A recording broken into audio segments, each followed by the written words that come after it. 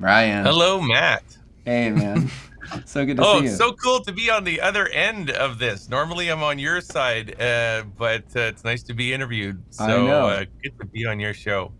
So glad you're here, man. You and I go way back. You're a good friend of mine. We talk all things worship and life and business, and I've just always really appreciated just the honesty and transparency of our conversations. And so I thought it'd be cool to actually have you on this show to have a Yeah, little bit of that kind of conversation, but with a bunch of people watching. So be careful what you for say. sure. But I do have to be careful, Matt, because you are seriously one of my closest friends. Is definitely in the United States. You're the guy I call on when I need to talk about life, things I'm yeah, excited about, things I'm frustrated about. So yeah. uh-oh, we might be letting people into a very personal conversation here. I know we maybe should have like have like an audio delay on this so we could just Yeah, like yeah. pause.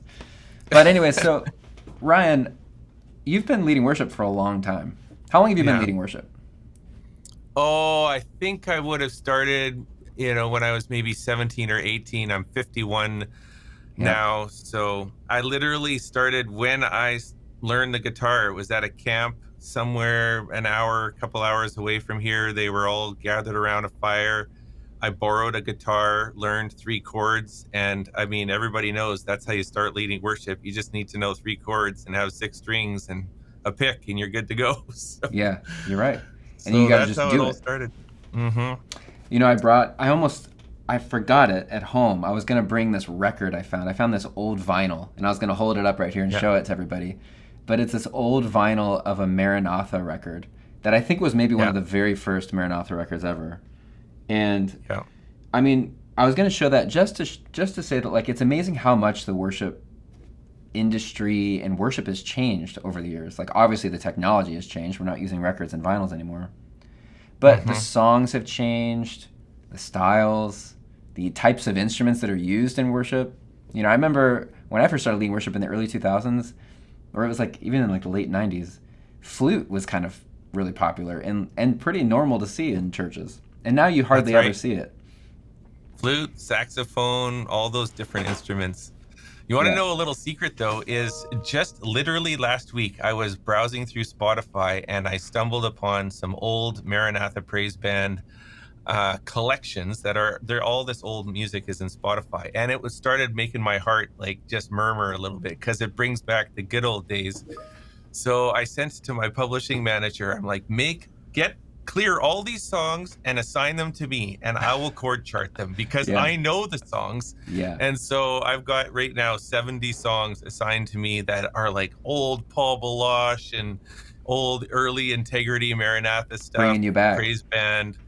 And I'll tell you something is we might think it's old, but a lot of people are still singing those songs because they're like classics. They're like the modern hymns of our Yeah. era. So Well, it's interesting because yeah, some of those songs are my favorite songs ever. Like I play yeah.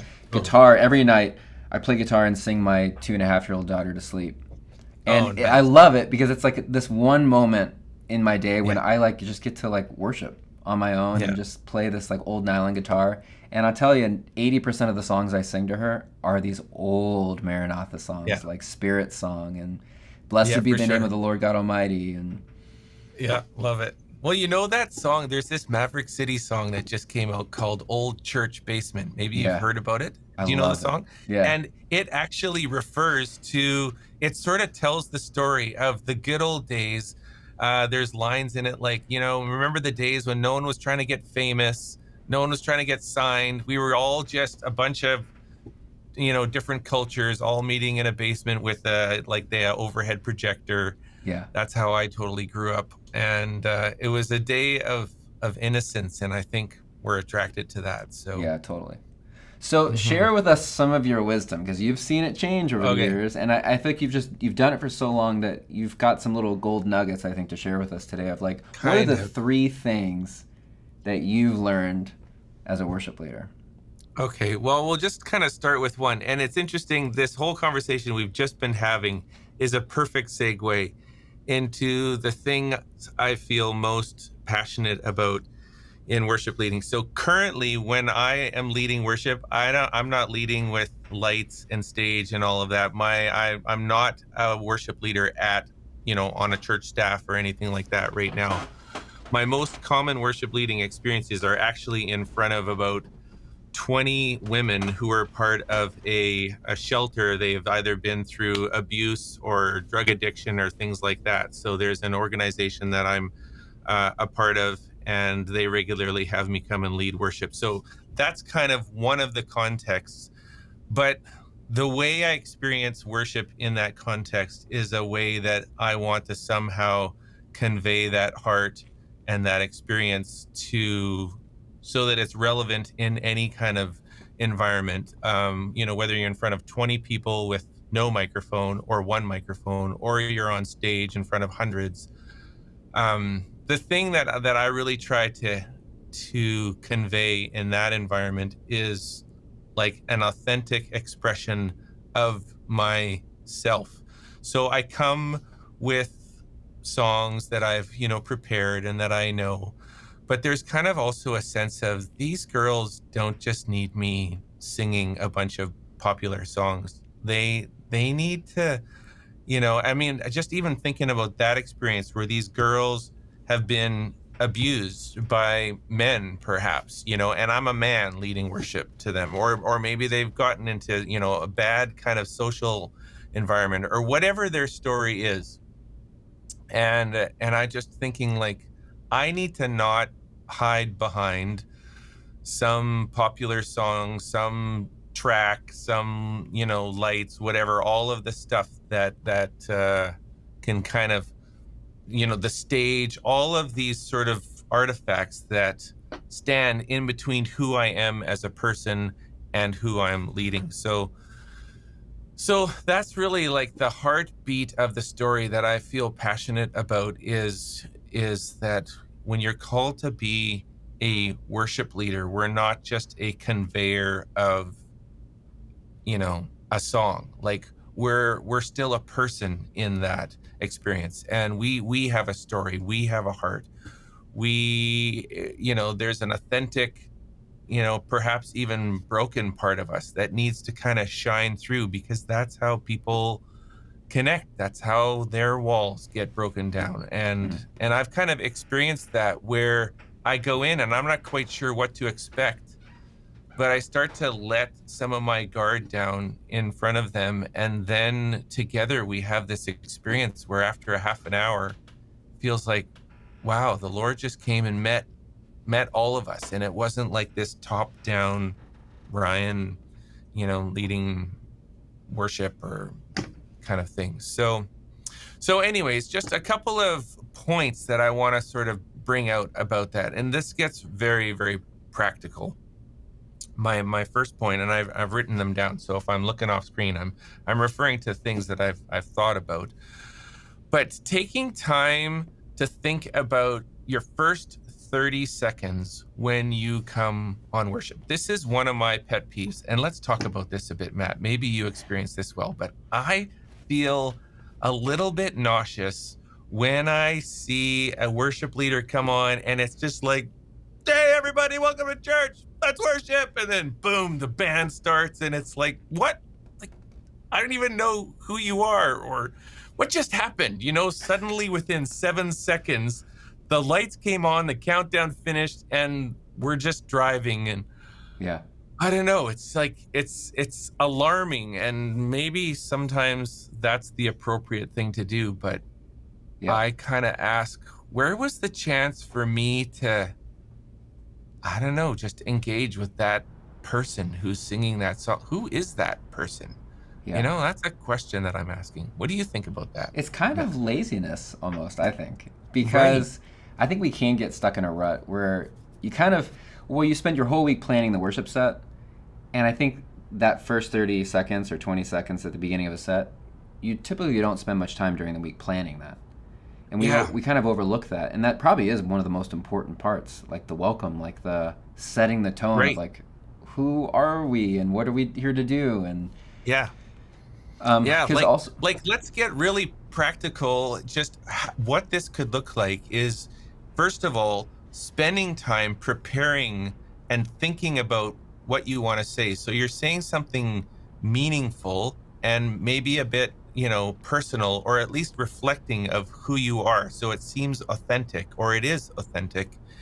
And then telling your band, okay, listen, I'm gonna come out and we're gonna just start on the 1-4-5, or just the 1-4, back and forth, just create a little space. We're not gonna start the track yet.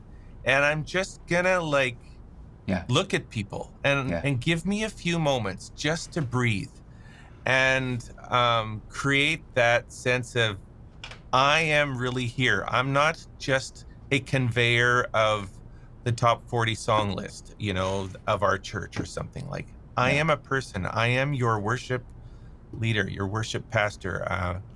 Sometimes I have, shared just a quick little story, or a quick little, I don't know, sometimes it's a bit funny, sometimes it's a bit personal. It's all based on the context, but I want to be a person, right? Yeah. I'm not just a song singer. So, Yeah.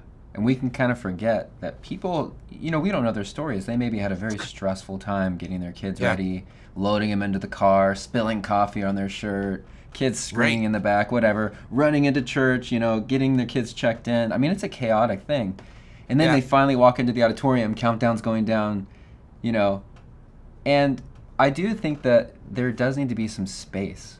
Like, yeah, space really does just kind of lets things settle, lets yeah, people calm down, and kind of just refocus of like, okay, yeah. what are we doing? But you're right. Those first 20 seconds of the worship set are so important, hmm and we don't spend time planning it, and we should Imagine plan this, it. Matt. Yeah, imagine this. What if you, as a worship leader, had that chaotic experience coming to church with your wife? Kids were all crazy, or whatever. But like, what if you revealed that? Yeah, Well, I mean, what would that do if someone was being led by a guy who was like, oh my goodness, he just let me in. I just had that experience and I felt terrible. I felt like a terrible mom. And now my worship leader, I just getting shivers in my spirit right now, just as I'm sharing that with yeah, you. Like, what would that do if you started to just peel back the guard and let people know that, you know, you're on the same stage? Even the physicality, some of us were 6 feet up on this stage. There's so many physical separations of, I am under the spotlight, I'm on a stage, I'm behind a microphone. It's just like we got so many barriers to break through to somehow convey, I'm on the same yeah. stage as you and we are together worshiping. And it's the first 30 seconds, and there's no template for it. It's like, who are you? How Yes. are you going to cut through that? And So, I've found that if you do it right in the beginning, it changes yeah, the whole dynamic of whether right, it's going to be a spectator right. situation where people just watch the worship, or whether Yeah, they're really joining in into yeah, worship with you. And I feel like when you yeah, kind of relate to them as like a real person, yeah, right. they're much more willing to then just follow you and go with Yeah, you into the worship set instead of just watching yeah. you. And people don't want to see that you've got it all together. Somehow, if you can even Yeah. leak out that, like, I don't have it all together. And Yeah. who is that person? I can't remember her name. The vulnerability, she Brene speaks. Brown. Yeah, and yeah, exactly. It's like, the whole vulnerability thing, I think, is important. And you don't want to overdo it, or you don't want to use it, but you want to be authentic. I just Yeah, feel like it is it's important. vulnerability. There is something sometimes charming about uh, self-deprecating, but not Hmm. like self-deprecating, like bringing too much attention to yourself. But I think it Yeah. may be more of is just vulnerability, being like, hey, I'm a Yeah. human. It does look like I'm Yeah. up here like a rock star on stage, but I'm just like you. And Yep. yeah, Yep. that's I've good, had Ryan. experiences where I've shared, once shared a story about, I was cutting my lawn and dealing with the weeds, and I don't know, I made some relationship of that to worship, or I just try to sort of convey, like, I'm I'm like you. I live a life, a Yeah, normal life. I have stresses. I'm on the same platform. It's not me to you, it's us to God. Yeah. And we just need to take time to think about how we can shift the atmosphere so that people don't like idolize the worship leader, because this can happen especially in our generation. Like in the 90s, it was just, three chords and a guitar and a songbook, right? But today we've got to battle through the production, which is great and awesome, but let's be intentional about breaking through with things that can't be produced, the authentic self. So Yeah, being yeah. intentional, knowing like who's in your audience, and maybe realizing that they may not be like completely ready to jump right into a worship set because you said, "Hey, everybody, stand up, let's sing." Mm-hmm. Like Right. I've actually found it's good too, just to like maybe even just be like, "Hey, this morning, not sure where you're at, but let's just like close our eyes, maybe put your hands out, and let's just pray together." Like, God, Oh yeah. we're here to worship you this morning, and we're Yep. coming off of highs and lows, some of us. Help Yep. us just to focus on you. And I think that Yep. helps then get everybody on like a level, like playing field of like, okay, now we're ready to worship. Yep. Can't Totally make assumptions. there with you, Matt. That's exactly it. So my second point, which I realize we've kind of already talked about, the first was about the first 30 seconds, and then the second was just don't be afraid to show your human side and being a person, being not just being a song leader. It's very important to me to think of yourself like a worship leader is a life leader. So you gotta find ways to like let your life leak through. We're not just musicians. We're not just groove makers. We're not just track followers. We're life leaders. So Do you I think don't know. that Like, what do mainly is people? coming across by the things you say on stage? Or do you mean even outside of like when you're not on the stage? Yeah, it's almost like we have to approach the stage as a consummation of who I am as a person. So it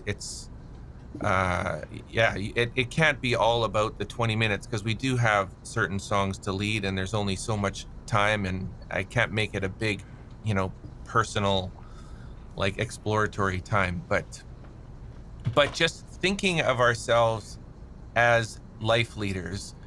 Because in scripture, when it talks about worship, the real worship is our lives, right? It's not the songs we sing, it's the life that we live after the song that we sing. That's the real worship that God's looking for. So just need to kind of keep reminding ourselves that if I'm a worship leader, it's a life leader, and then it's how do these songs reflect and express life things. So it's like a mindset, that I think is really important to have. So That is really good. What else you got? okay, well, the third one is again, this is related to the whole life thing, is thinking about what's actually going to make a difference in someone's life after all the songs are sung, after all the chords are wrapped at the end of the service. It's trying to this is something I try to intentionally think about as I'm leading worship. Sometimes at the end, I'll get into a song where I can kind of loop through a few chords, and even I can kind of think about what have we just gone through? What are the songs we just sung? And what is a morsel that I can just re-emphasize and have people hold on to? So I'll give you like a real practical example is there's that song. What's the Cody Carnes song? I just Nothing lost the Else? name of the song. No, not Nothing Else. It's the other Run to the one. Father? No. Is that him? I don't even know. We're gonna play a game here. It's help me, Matt. Someone around me. Get your Someone instrument. put it What's the... How does it go? in the Christ song. I'm gonna have to look it up because this is very important. Christ.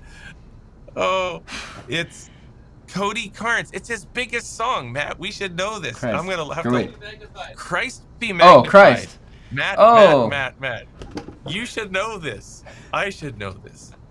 Okay.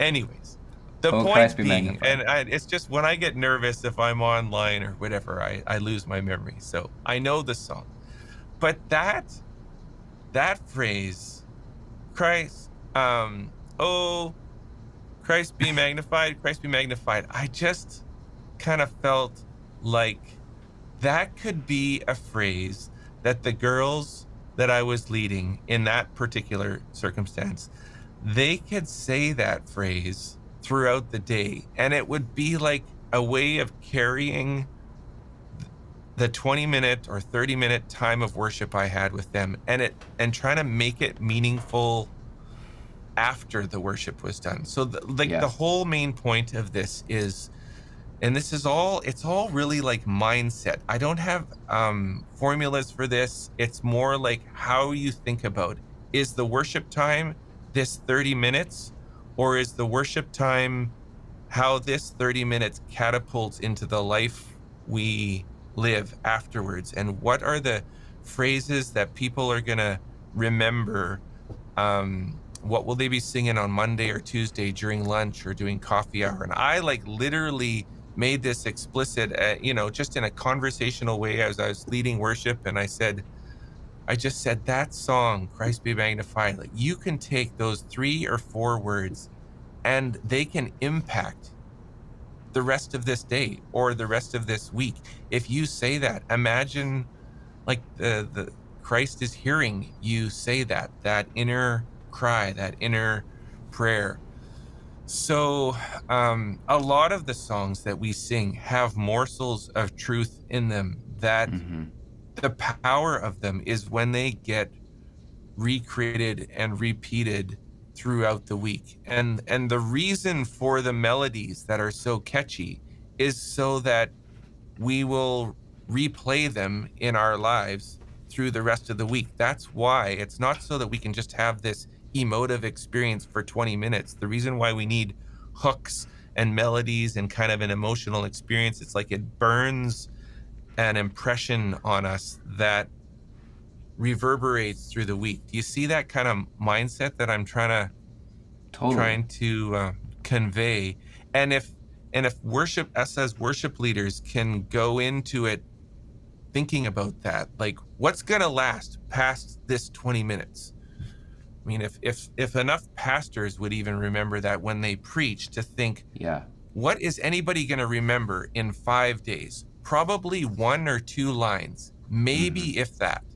So if I was ever preaching, and I haven't done a lot of preaching, but I would be like, that's all that really matters, is what this all has to convey down into something that can be remembered and have an actual life impact. So That's so good, worship man. is like that It, too. Is I just and think of songs as offering up these kind of morsels, these phrases that are packed with truth, that are life impacting and are meant for Monday, Tuesday, Wednesday, Thursday. So yeah.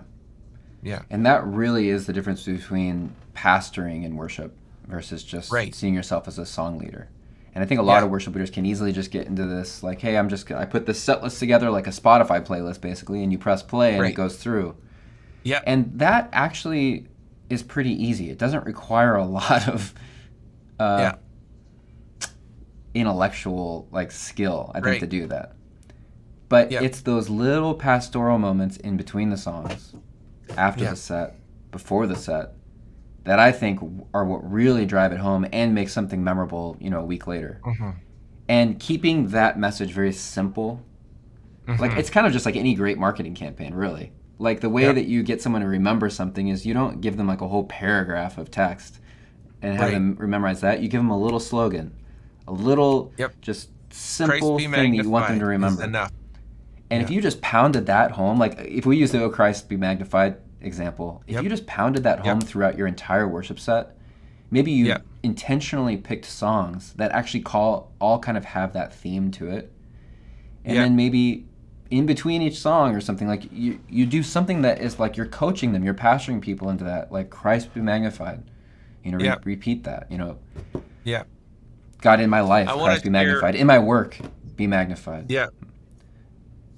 I have, I've gone to church with my kids, and one of my sons, who's like an older teenager. I'm sure a lot of people can relate to this, where you look at your teenager standing in church, and it's like the blank face while worship is going on, and going, oh man, it's like, is anything breaking through or cutting through? But I want to tell you, this is that same son at 2 o'clock in the afternoon was down at the piano in my basement playing and singing the songs that went on Sunday morning, and then continued through the, like, all he ever wants to do is play worship songs, at the piano. But so I just kind of say that as an encouragement to go, sometimes the impact that we have as worship leaders isn't actually in the moment, in the 20 minutes of the service. It's the ripple that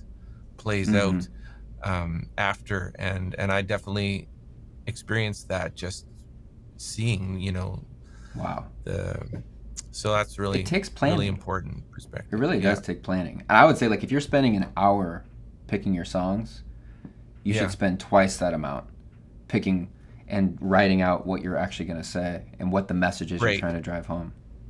Right. Thinking that through. Yeah. Not everybody is really, really great at, like, just like, hey, I'm going to get up on stage and just say whatever's coming to my mind and it's going to be impactful.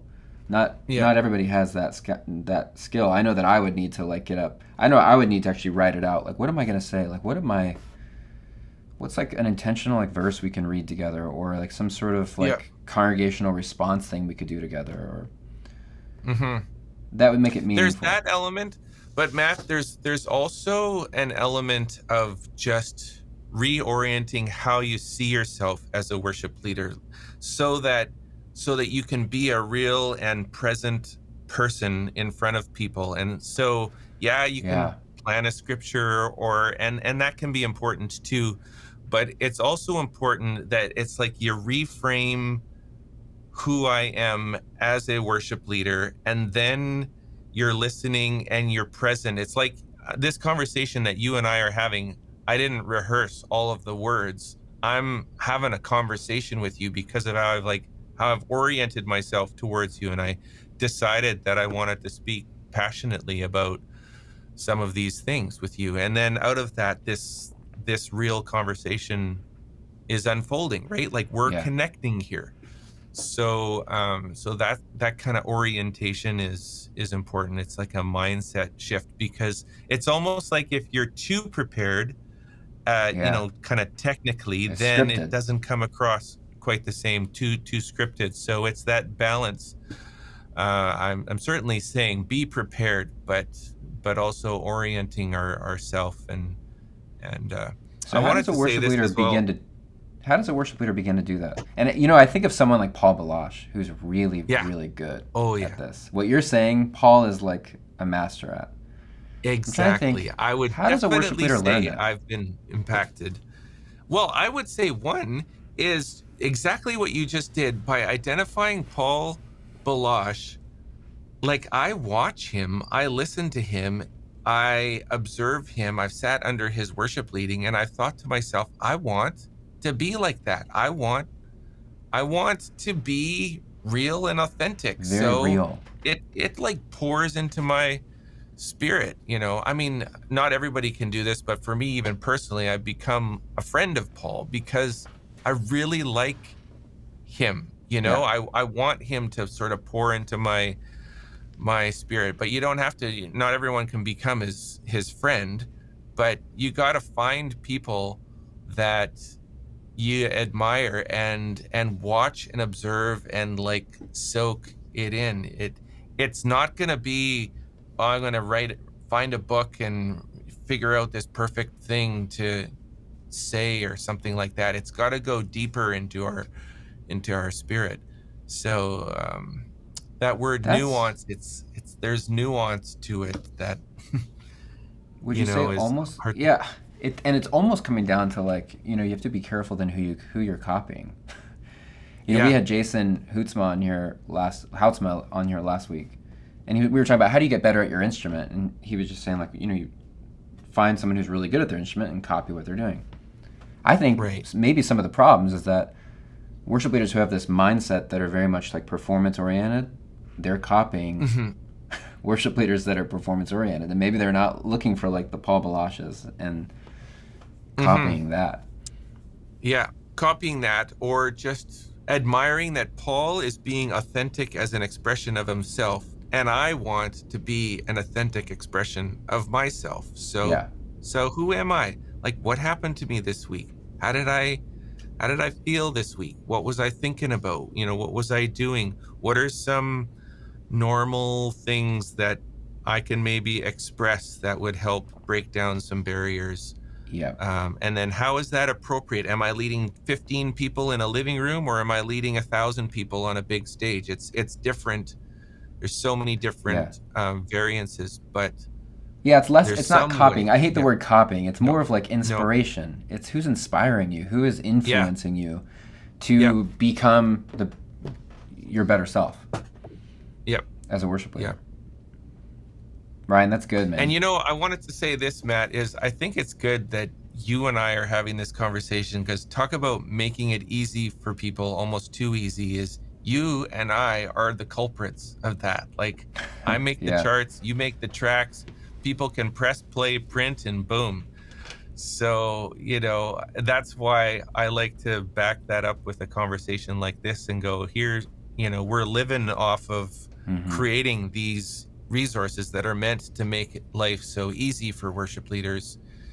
And yet part of maybe my mission, my message is, because that is easy, now you could take a little extra time to think, to contemplate, rest. You don't have to go in to Sunday morning just blazing, papers flying everywhere, and the tracks are wrong, or what. Like, all those things can be in place so that you can pastor people, shepherd people, be a person. I can't sell you a chart that will convey who you are as a person. You can't put that on a track. It is not quantifiable. All I can do is encourage you to be that person. And I believe that the transforming power of worship leading is it's like a divine kind of human connection, right? God wants to use our story, ourselves, who we are. He's not looking for some, perfectly polished person. All that does is create, it creates this gap, this space, this hard to identify. And I'm telling you, I mean, I go to church sometimes with my kids, and we'll come home and have lunch, and the kids are like, oh, I just could not relate to that worship leader. They, I'm not trying to be judgmental, but I'm just saying it comes across if you don't look authentic, right? So that impacts people. What is it that they usually don't relate to? It's like, I think it could be just it's just the delivering of the song. They're just song singers, right? So I don't know. It's hard to define that. Yeah, it is. Because it's so subtle. It's so subtle, and people are going to be listening to us be so frustrated. They're like, here they are talking about all this, but they're not giving me anything. I want 3 points to solve this. You got to want it. You got to want to be an authentic person. That's where it starts. Is if you don't want it, if you just want to impress whatever, the church, if you want to be like the latest rock star, then you'll be that. But if you want that authentic connection with people, you have to want it, and you can't just buy it and download it. Like, it really is. And maybe there's times when maybe you should just pause the tracks, stop the tracks, maybe go off chart, go off script. Right. I do like that. Oh, yeah. That was definitely challenging to me, of like, maybe you don't have to script out everything, because that is the authenticity part of it. Right. So. Yep. Really good. Ryan, this has been a good conversation. Thanks for joining us, man. I hope so. I feel like I've kind of scrambled around and wandered with some thoughts, and I don't have everything.